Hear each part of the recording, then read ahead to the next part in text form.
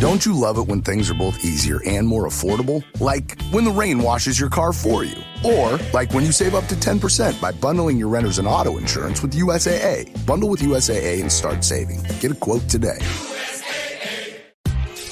Vitamin Water was born in New York because New Yorkers wanted more.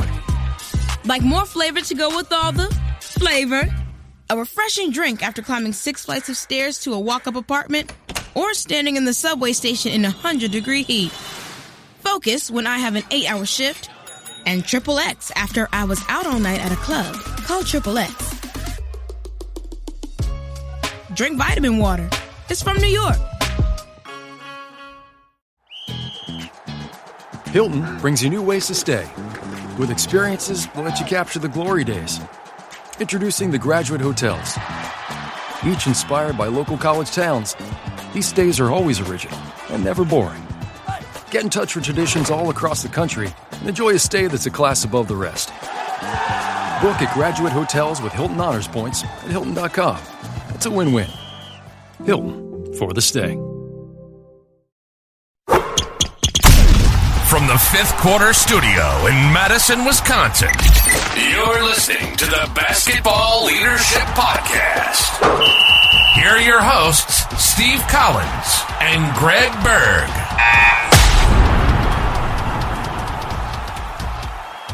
Hey, Coach. Welcome to the Basketball Leadership Podcast. I'm so excited you decided to join us. Before we jump into our topic today, I'd like to give a big shout out, first of all, to Coach Berg's website, gberge.gumroad.com. It's got all sorts of free resources, things that you can use, like the 300-hour club, an off-season development program, the preseason checklist, all sorts of great things. And there's some things you can buy as books. Those books are awesome. You can buy the iOS. Everything you need is over there.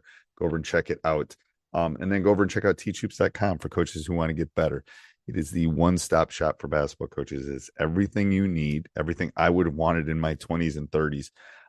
It's got handouts, it's got printouts, it's got videos. It will walk you through this journey we call coaching. And hopefully, like my story, take a losing team into a winning team. So go over and check that out, and let's head off to the podcast.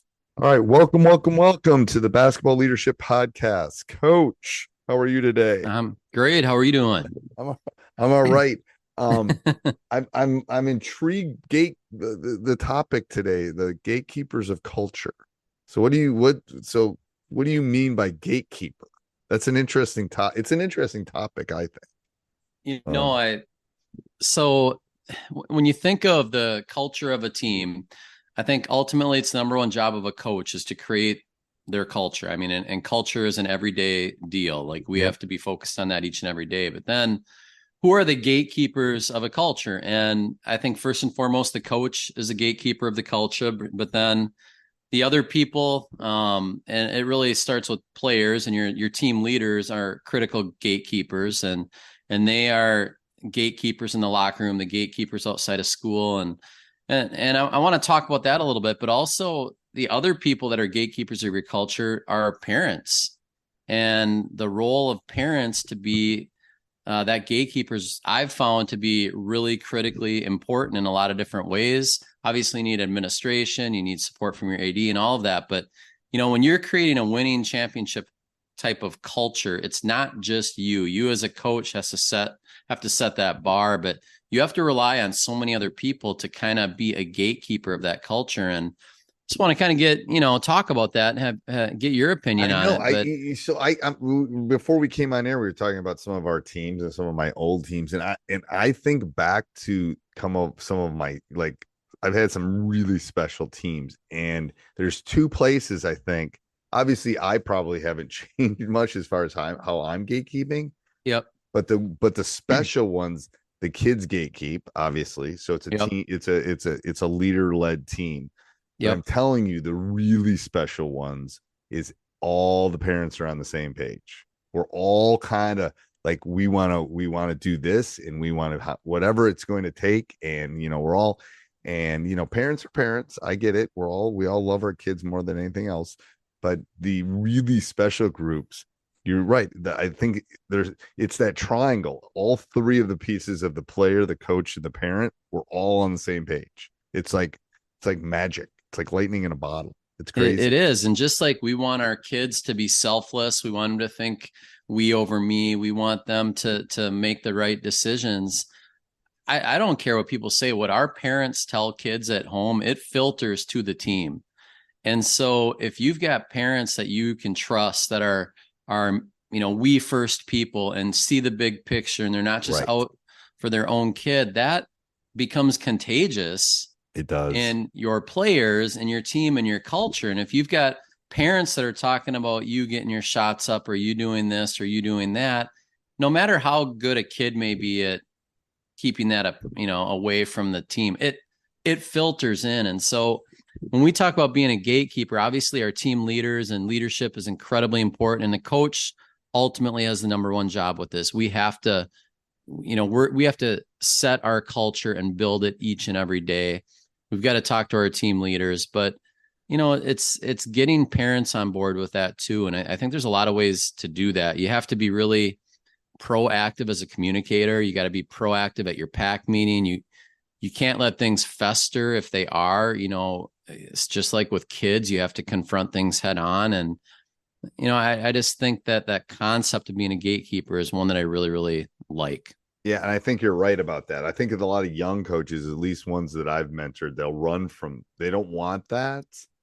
And it's that courageous conversation you got to be able to have with the kids. But to be honest with you, sometimes I got to have it with the parent too. It's like, if we all want to get on the same page, that is, you can ignore it, but it's not going to go away. And when you're saying one thing and they're going home and hearing another thing, that's the heart. We all got to be on the same page. We all got to be beaten the same way, And I just think our job as a coach is, and this is like over time, like you really have to think everything that I say when I get that opportunity at that parent athlete meeting, or I get that opportunity in a large group where I'm talking to a group of parents, just like when I'm talking to a group of kids or kids one-on-one, I'm building the culture and what I want. I'm shaping them. I'm molding them with this conversation. And we have to use those moments really purposely as a coach, because you are molding how you want your parents to think. You can't control how they think, but the more you talk about team, the more you talk about concepts that are important to you, the more you can kind of shape the culture. And it's a very subtle, it's an art form. I think it's part of teaching and coaching. That's really important that we don't often think about. Right. No, and yes, I probably spend more time getting ready for that meeting than anything all year. It's like, I just got to make sure everyone knows, and everyone's in the room and everyone's a stakeholder, and here's what we're going to do. And, it's hard because we all love our kids, and we haven't had this discussion, but when I coach my own, it's hard. Like, you're always a dad or a parent or a mom first. And we could probably do a show on coaching our own kids. We should do a podcast on that. We should do that. I'll write that one down. We should do that at some point. But it's like there's conflicts there. There's like, I tell people there's like it's like the devil and the angel on each shoulder. It's like, which way am I going to go with? But, no, I think that's important. And I think when initially I thought gatekeeper, everyone's probably thinking, well, how are you dealing with your locker room? Who's your, how are they dealing with the kid that's, complaining and that kind of stuff. Those are all important, but I think overlooked is that parents, guardian factor that, if we're fighting an uphill battle when we don't have them on the same page as us. Yeah. And one last piece of that, and it's just give you another angle to it. It's not just parents and kids. I also think of the people that support our program, maybe in the community or behind the scenes.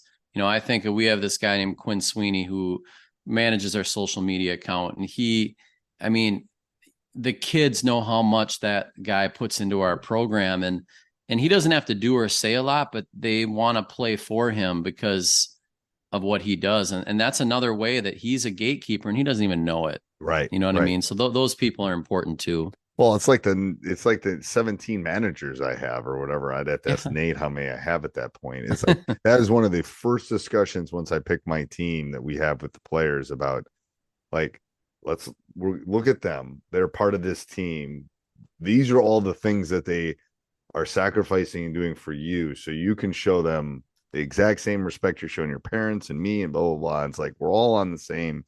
But I agree. It's like, you're not only playing for that, that name on the back, you're really playing for the name on the front. You bet. Okay. Anything else, Coach? No, that's it. All right. I think that's great. Till next week. All right. See ya.